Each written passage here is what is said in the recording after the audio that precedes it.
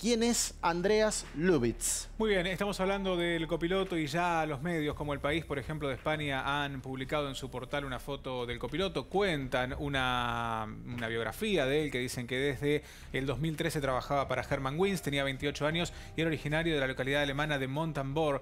Acá tenemos también en Mirror que publica una foto de Andreas Lubitz, de Germanwings, copiloto. Sí, acá dice The Mirror, es un periódico de nacionalidad británica, donde también lo podemos ver un poquito para conocer quién era este copiloto. La investigación del accidente, bueno, como ya lo decimos, dice que aparentemente habría dejado que el avión descendiera en forma voluntaria.